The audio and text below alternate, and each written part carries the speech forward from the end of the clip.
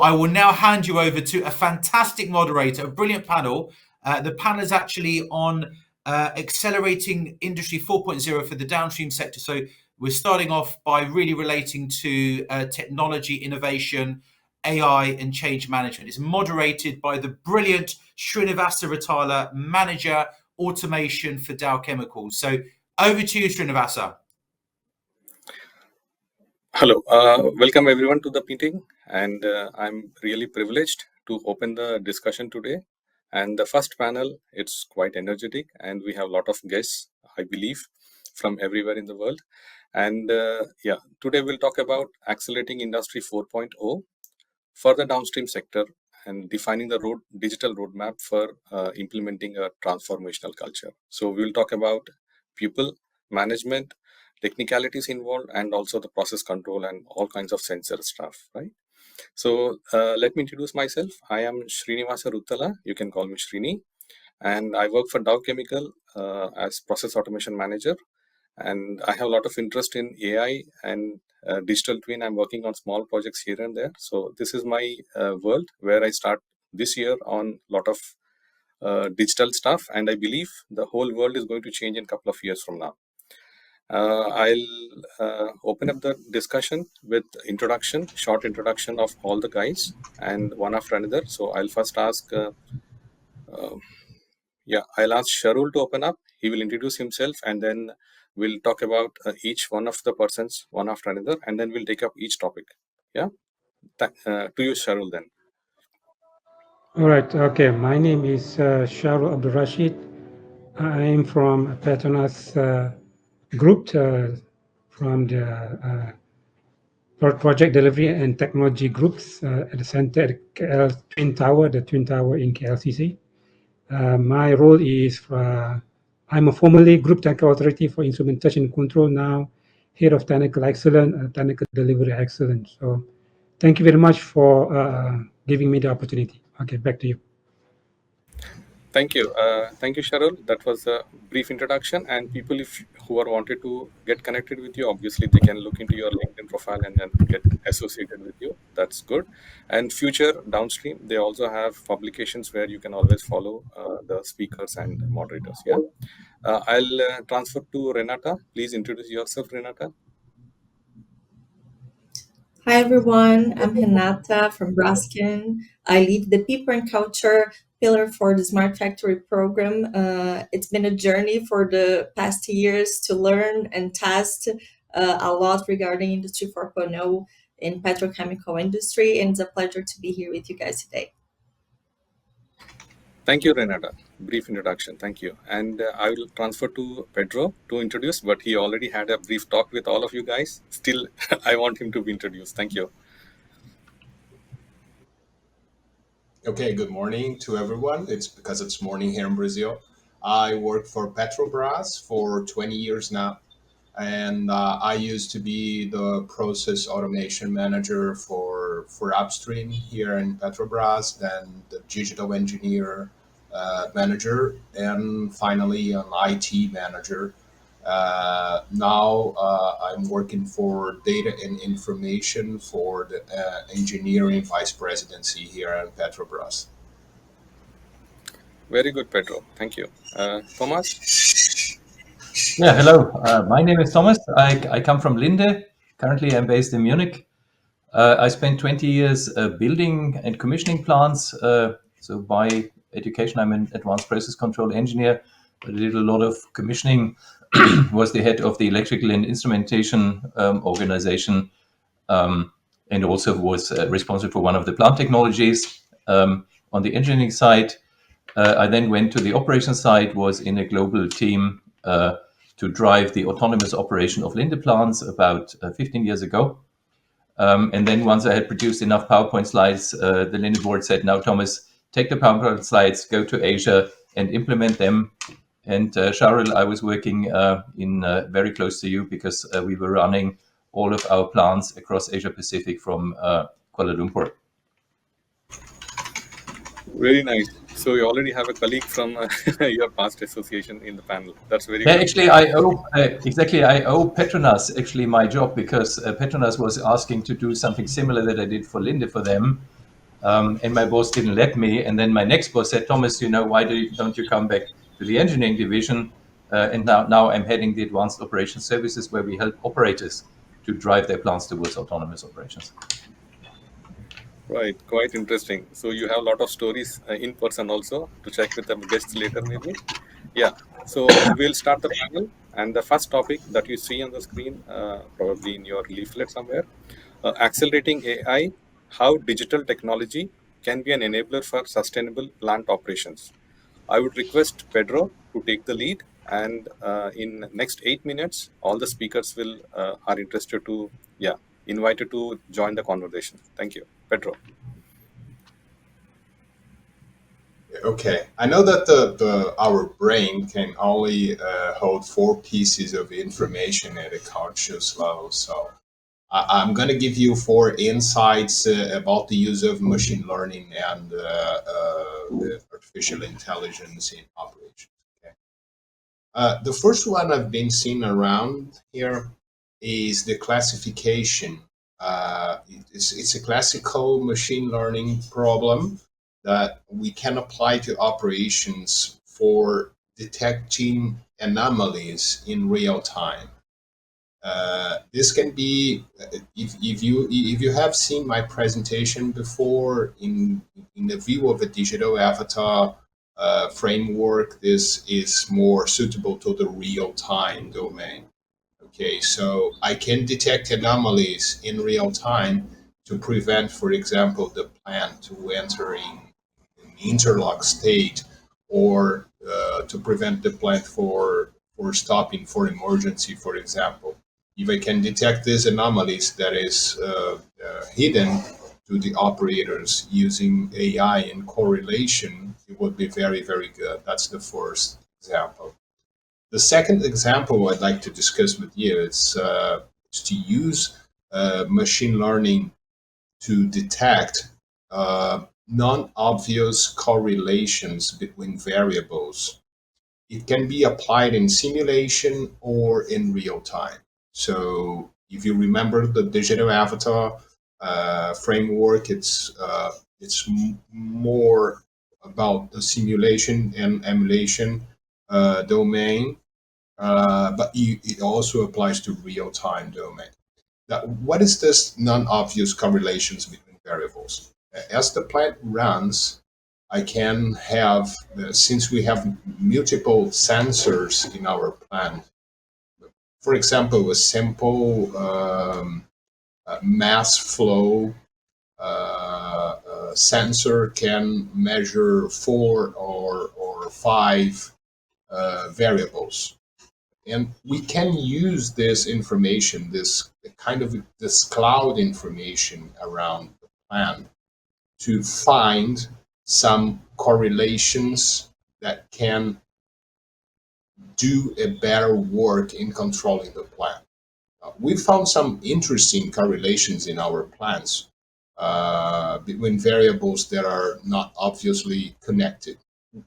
How do you do that? We put the artificial intelligence to find these correlations using historical data or simulation, or both at the same time if we have a digital avatar.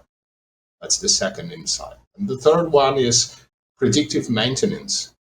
We can use the AI to look to our most critical assets and predict when the asset is going to need maintenance.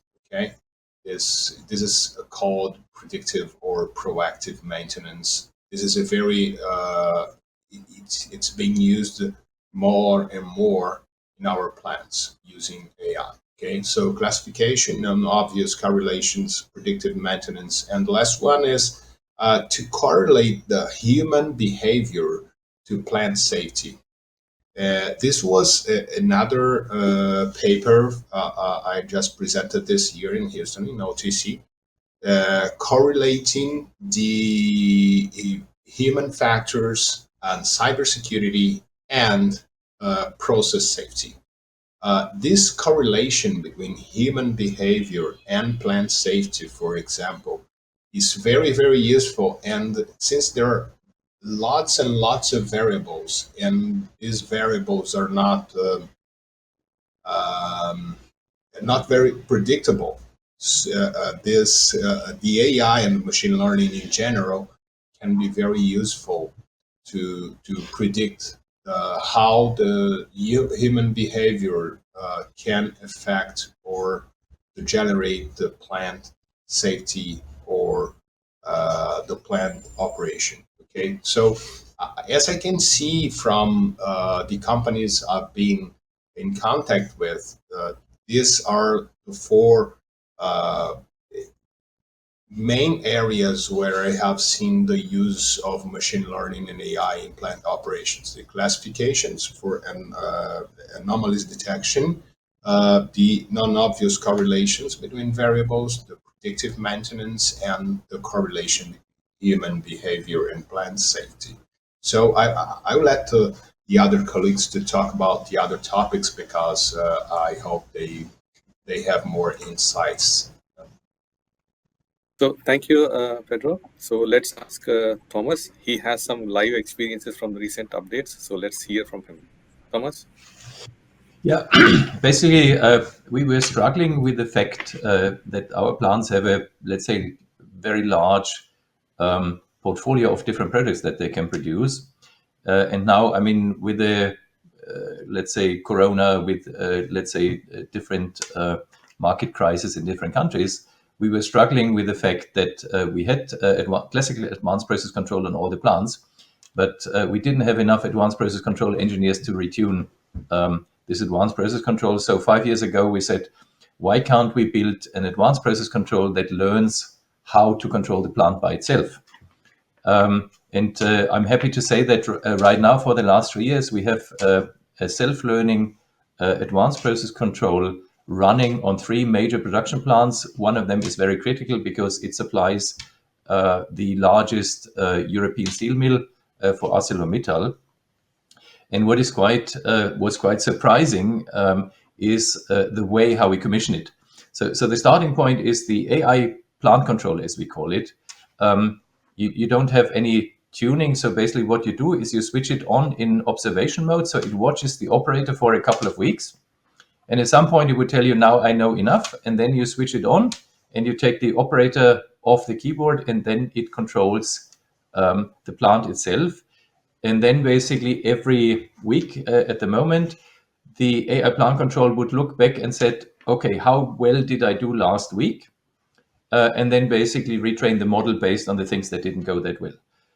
Something that I couldn't believe that it works, but funny enough, it overpassed anything that I was expecting. And right now, I think at the moment we have 6 production plants running, and we're now bringing it also to the petrochemical industry. One interesting bit about that is that typically operators, when, let's say, I put in advanced process control, they hated us, and as soon as we went out of the control room, they switched off the stuff.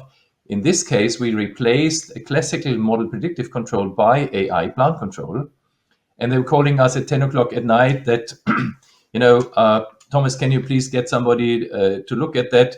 Because the AI plant control has switched off, and now we are back with model predictive control, and the plant is shaking. And so for the first time, it seems like the operators were the ones who were pulling rather than pushing away because they were afraid that, let's say, what this would do, despite the fact that you get a black box where you can't see inside.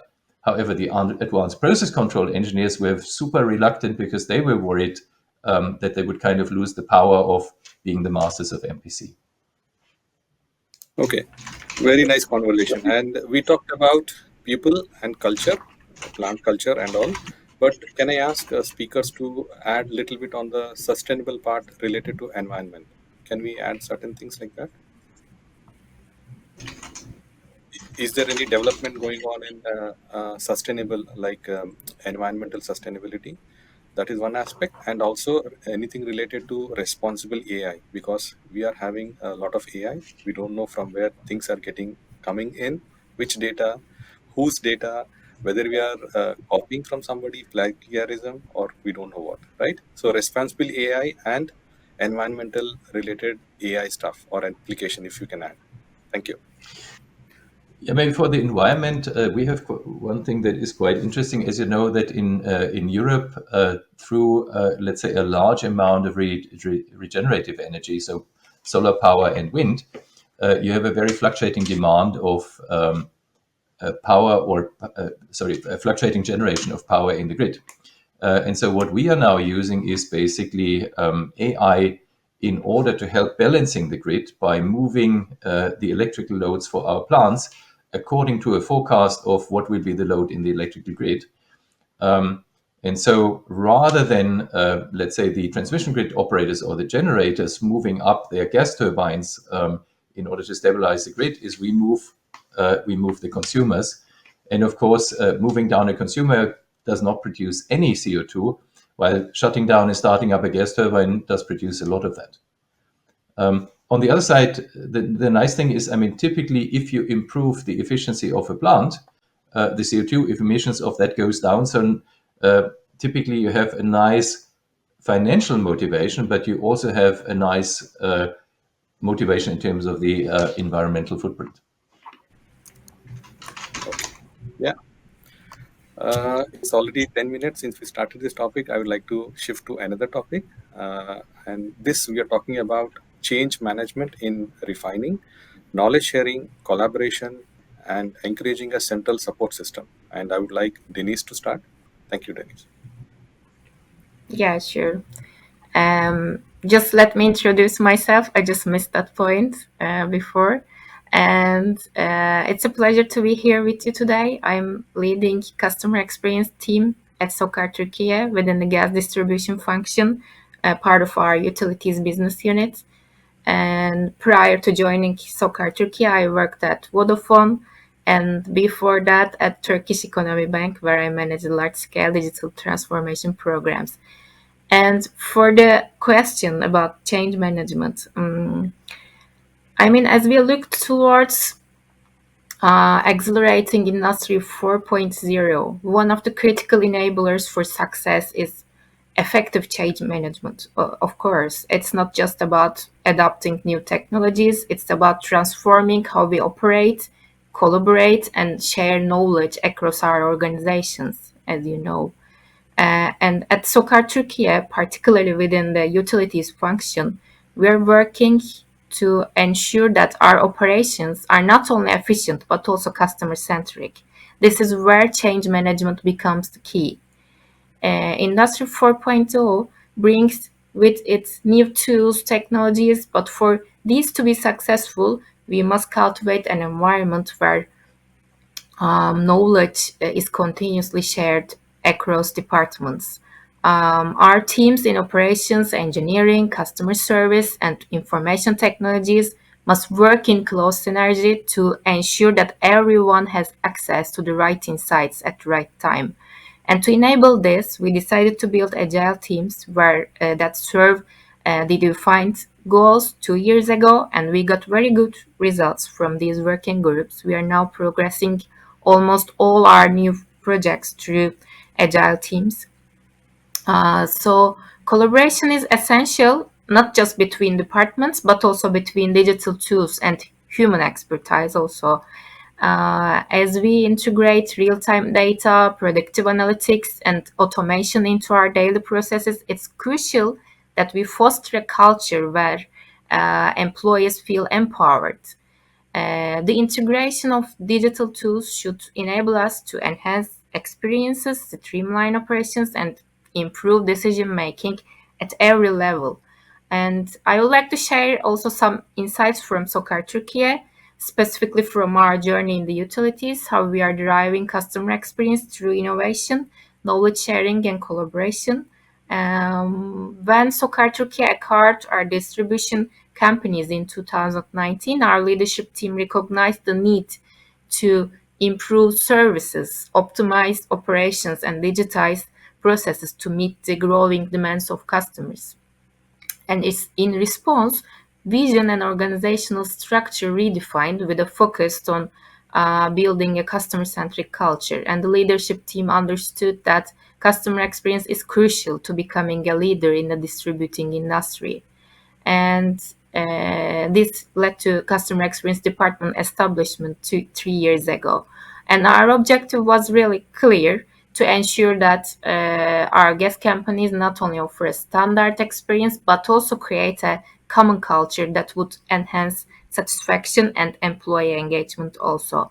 And this is where the Happy Customer initiative of ours was born. It began as an internal branding project and quickly evolved into an umbrella brand through change management. And as part of this transformation, we introduced several key initiatives to align with our digital and customer experience goals. For example, we designed an awards platform to recognize employees in direct contact with customers, measuring everything. And we implemented surveys aimed at capturing every aspect of the journey and allowing us to calculate a unified score across 9 customer-facing departments. And this was a major challenge, by the way, but also a huge step forward in helping everyone understand how crucial this role is in shaping customer experience.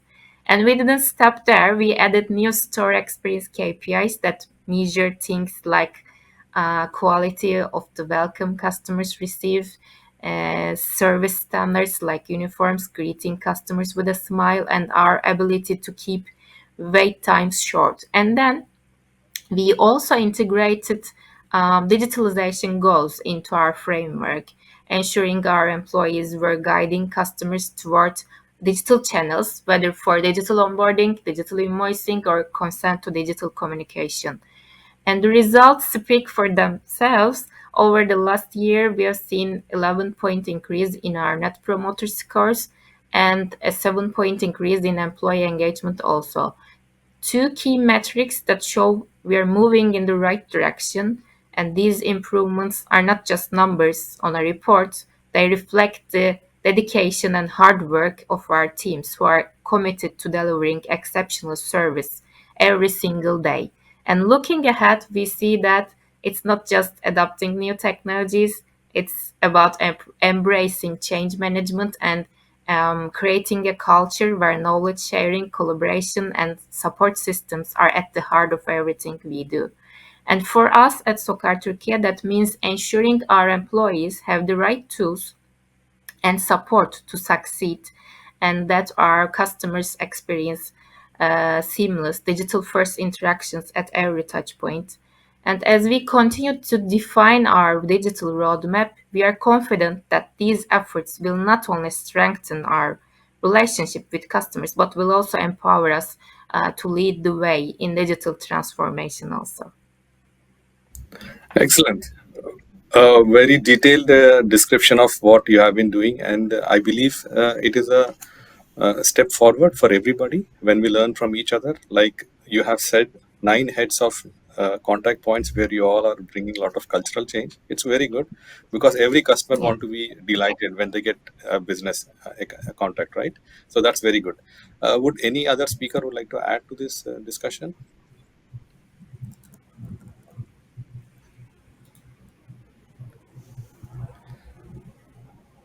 Okay, so nice. But then we can shift to the next topic. We talk about change management now, and we are going to go a little deeper into how people and what are the transformational mindset we have to bring in the stuff. It could be a business cultural change, or maybe how expectations have to be modified. So we will the next topic is people and culture, managing the governance of new workflows and interfaces. And I will request Renata to take up. Thank you. Hi guys, I like it because I already feel connected with what Thomas and Denise brought. We started digital transformation in industry in 2018 in Braskem, and since then we keep hearing and fostering that the combination of people, technology, and processes is what brings us ahead. And Thomas and Denise brought very similar examples of what we have in Braskem. So The challenge is how to make people feel empowered by technology. So this is what we feel the most difference at. When we started back in 2018, it was too different, a lot of changes. So when we talk about digital transformation, it's all about changes and the way things change so fast sometimes. In a petrochemical industry where things used not to change so much for the previous decade. So it was at the beginning very shock for operators and engineers and technicians, but now we see the difference that people are getting more closer to technology. What helps is that digitalization is everywhere, so there's no way back. So that's what makes the difference now. And as Denise was mentioning, change management is very important because we are dealing with technology that changes a lot and fast. So we need to test and see what works well, what doesn't work so well, and move ahead using our lessons learned.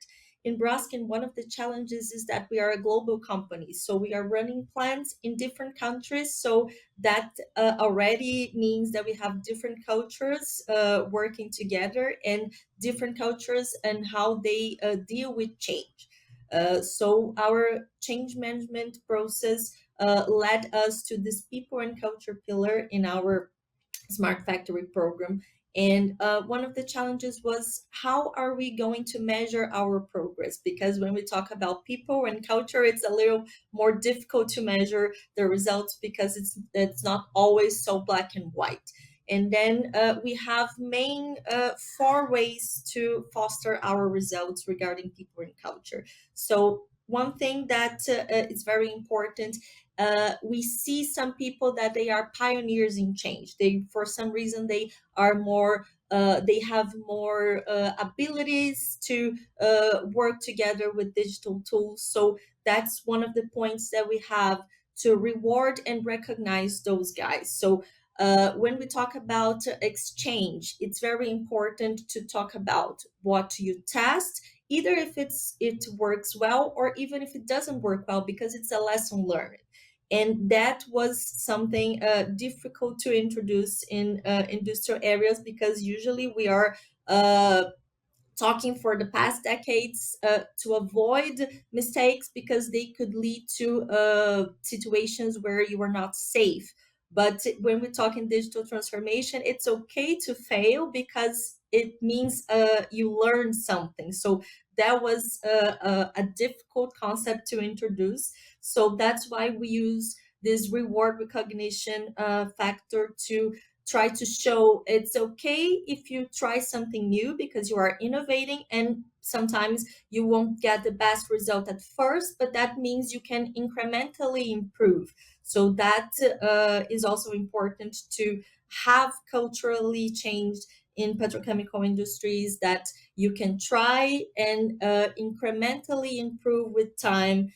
Even if you don't get the best result at first shot, it will improve with time. And again, the difficulties of having a global program across different countries, we are very worried. Are we communicating it right? As Thomas said in the beginning, people would think technology is coming to get my job, I will have less autonomy, but that's not the case. I think when people feel empowered and they use technology to go ahead, to see further, and they feel more empowered, so they feel they can do more. So we highlight the good examples, either failure or either success. We like to highlight people that are engaged in trying innovative cases in Braskem. And then we have this survey to understand how are people perceiving it. Because again, in the beginning, it was more common to see people afraid or not, or even not trusting, because after decades of working in petrochemical industries, we bring new tools, and in the beginning, people would be like, why can I trust this tool? How was it built? And it was not so easy to understand a couple years ago. And now it's way easier, and we keep highlighting those examples so people see it's more common around, so it's not so new anymore.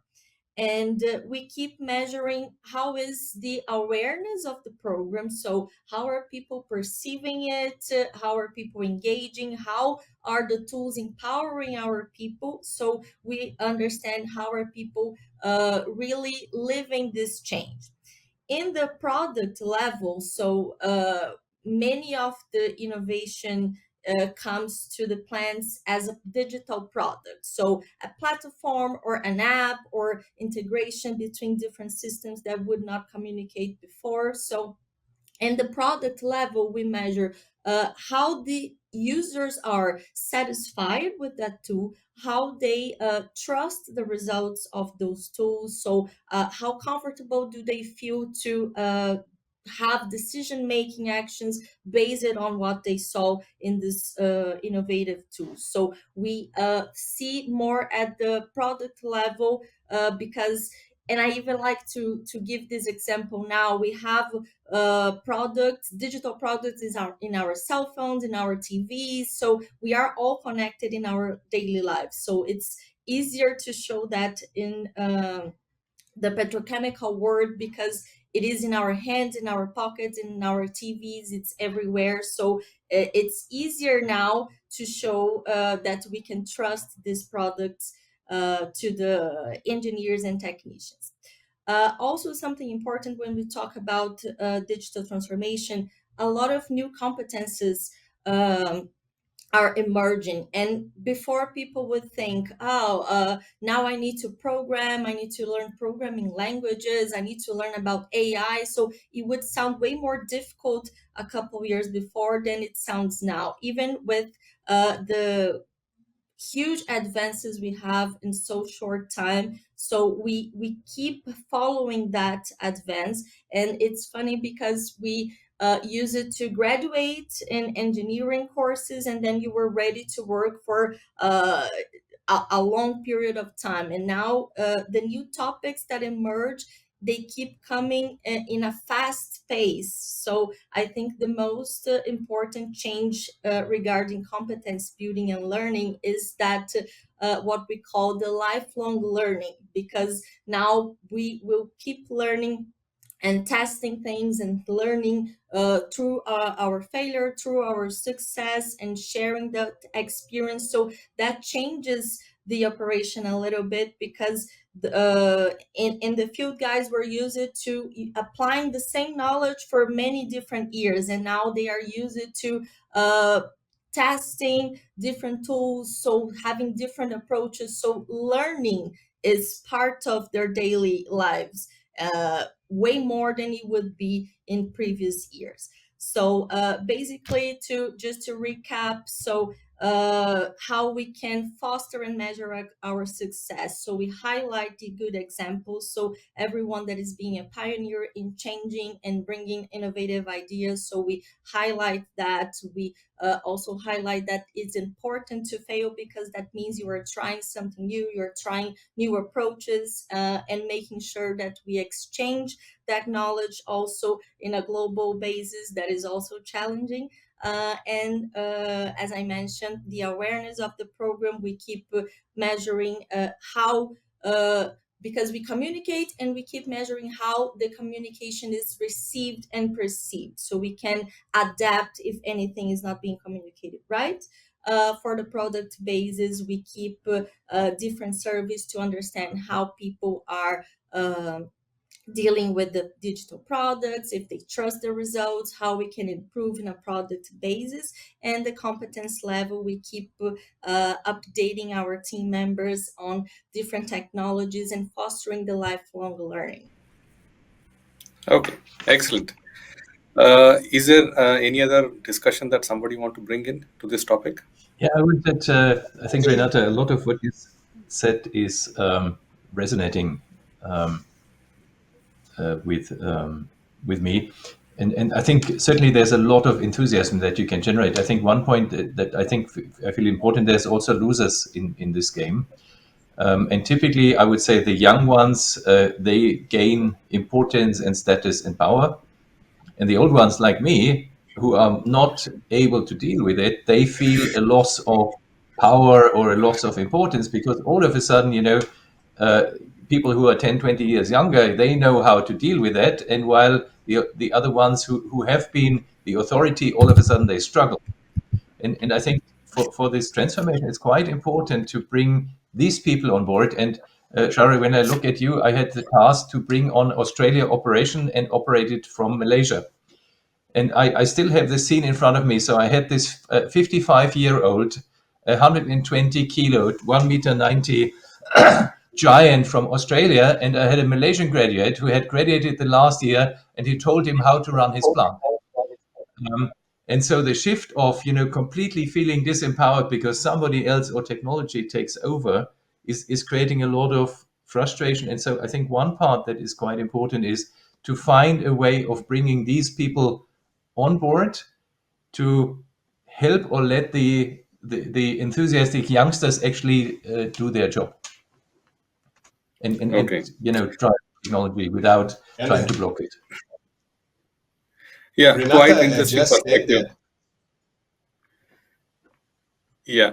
So Renata there are just people said who are that, working. Yeah, go ahead, Pedro. Sorry. I'm sorry. Renata just said that we see some people who are pioneers in change.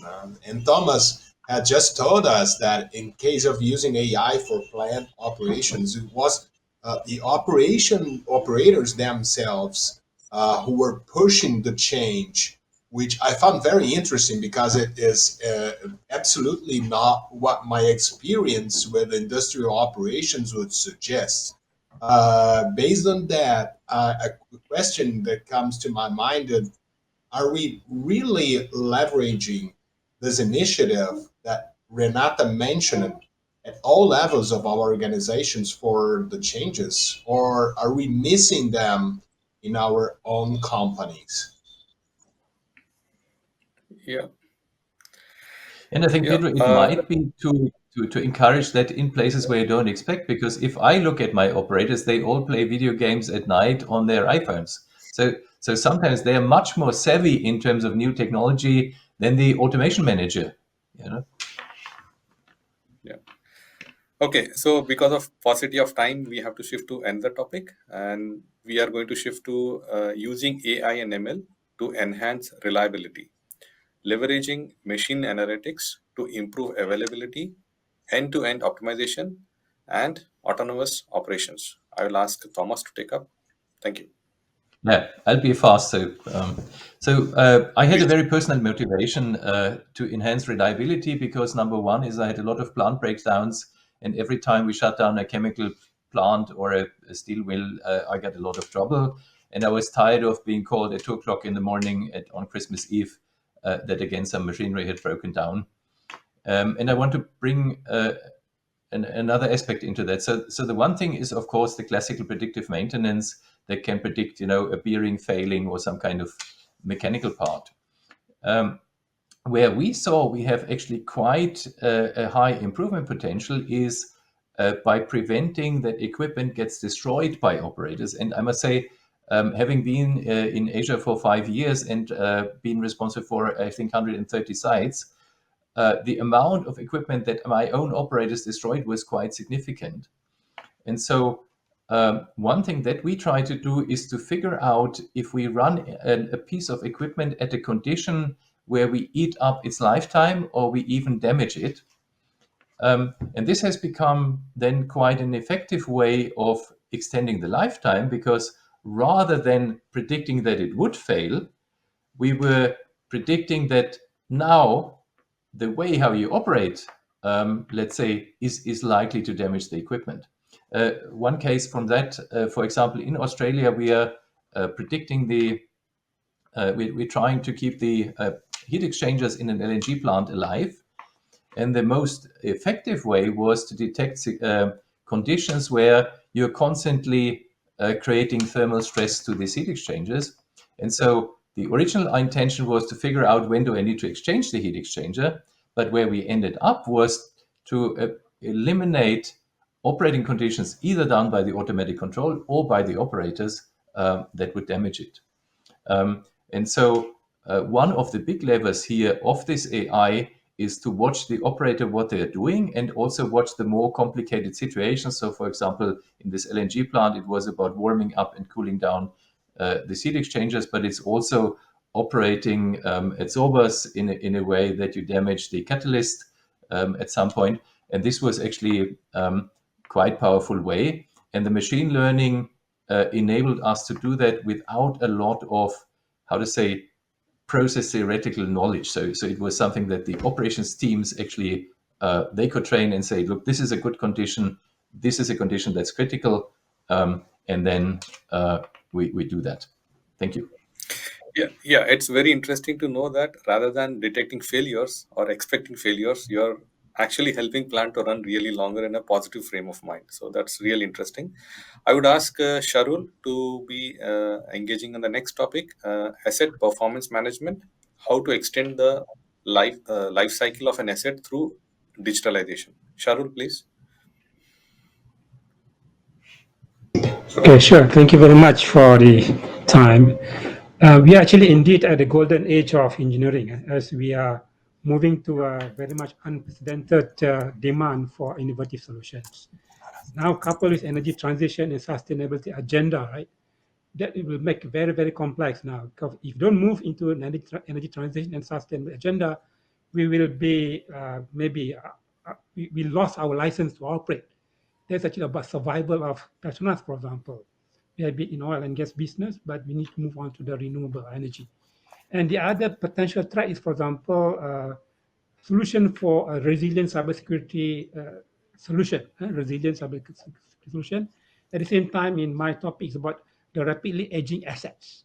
So we need to actually manage this rapidly aging asset. Not only asset, it's also rapidly people, the talent people actually move into retirement. So these actually two things: asset and people aging.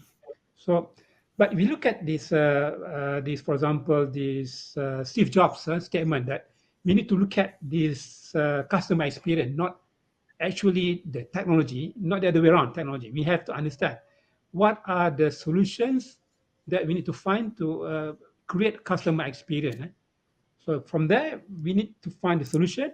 It can be improvement in people behavior. It can be improvement in the work process, or maybe the technology. So maybe a combination of people, process, and technology. Okay. Then the World Economic Forums actually they have recognized that the smart industry readiness index, the theory which is actually developed by Singapore Insight about industry 4.0 maturity, it's mentioned that the integrated product life cycle is one of the 16 critical dimensions. This integrated product life cycle is very, very important. So it is very important element. This brings back to my topic. And in the communities of instrumentation and control, because I'm from instrumentation, core instrument for the past 34 years, I'm from the instrumentation automation community, basically recognize that the spurious operation due to aging asset is causing a lot of concern. So we need to actually manage that spurious operation due to this aging asset. And as I'm saying now, for example, I'm taking a typical 300,000 barrel per day of PRFCAM capacity. The instrument counts, for example, the DCS controllers, it can come up to, for example, 10,000 numbers of counts. The number of transmitters maybe about 30,000 transmitters. These are all sensors, which is very important.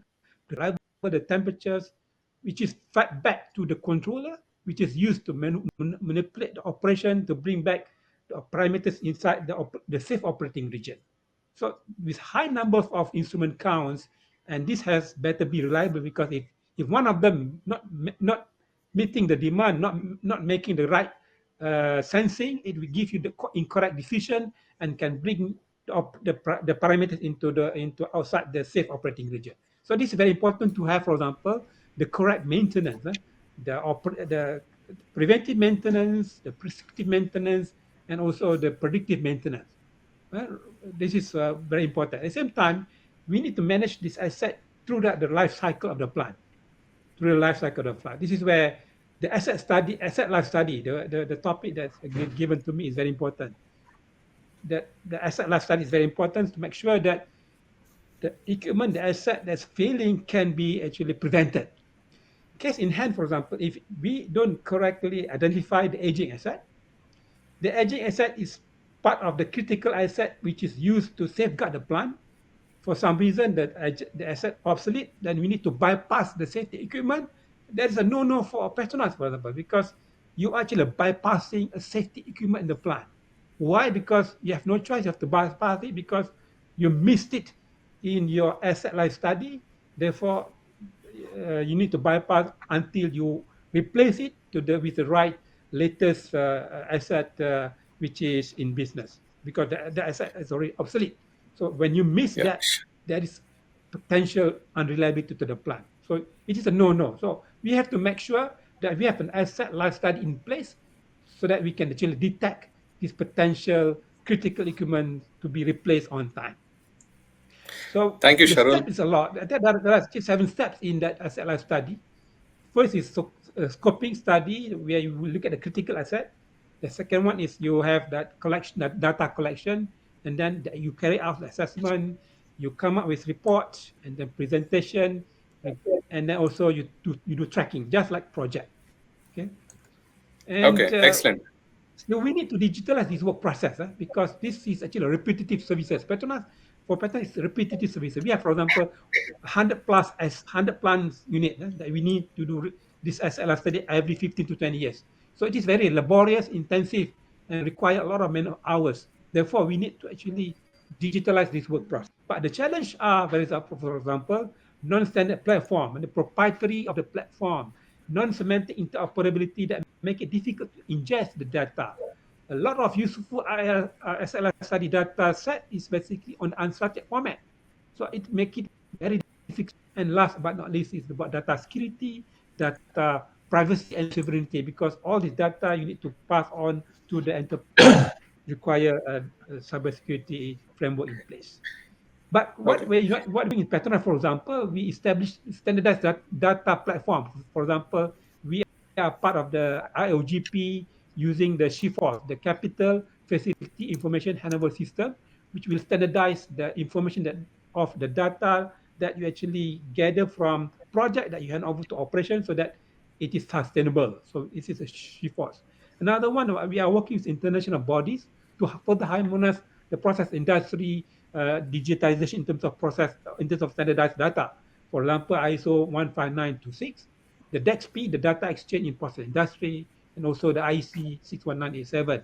And specific to instrument, for example, we have our own instrument inventory database that we actually connect to the vendor, so that vendor will tell us upfront if any of the asset they actually supplying to us, they're actually installing, deployed in our system are already obsolete. They are to proactively alert us. Instead of we alert them, asking them, no, they are proactively alert us. So that will be part of our activity to make sure that we are not missing any potential obsolete aging equipment, which is critical for plant operation. With that, Yeah, I pass back to. thank you. Thank you, Sharul. Adam, do we have a few any questions from audience? Right, I'm done. Thank you. Do you have any questions?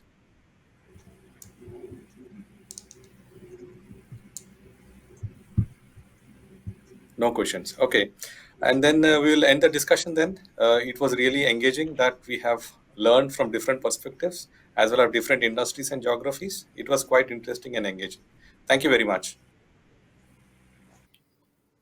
Thank you, Sharul. Thank you, the panel. That was fantastic.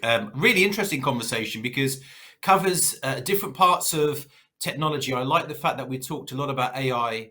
Really interesting what Thomas was saying about the implementation. I think he mentioned 6 plants and how they're working on the autonomous way of working with AI. And it's really interesting, actually, what Thomas said, because Renata made a very good point about how to make people feel empowered about technology, which I really, really agree with. And it's important sort of for them to understand that. But I like what Thomas was saying about it does make a certain generation feel quite vulnerable in terms of where this technology is going, because where the sort of traditional way of working. You had sort of the older generation where they had that knowledge, but they don't have the let's say the technological understanding, where you get the younger people now knowing probably more than them. So it puts them in that situation where it's a little bit uncomfortable. And I think that was fascinating actually to hear. And I think that's quite synonymous within the industry, because not just downstream, but also upstream, midstream. So that's a really, really good point. I liked what Pedro mentioned about how you should, what they were doing at Petrobras about correlating the behavior from plant safety, cyber, process safety, and how you can do that with AI in particular. And obviously how employees feel empowered. I think Denise was mentioning it a lot about making your employees feel empowered when you're taking them through this journey. Renata mentioned about this journey has been quite sudden, where probably the last 40 or 50 years has been quite slow. It's been a sudden seismic change to sort of adopt digital transformation. And I think it's a difficulty to manage. I think with sort of companies in the petrochemical side, where there's a lot of legacy assets, it's sort of aging assets as well. So it's not as easy just flicking on a switch and plugging something in. So fantastic session, really enjoyed it. Thank you very much, Srinivasa, for moderating it so brilliantly.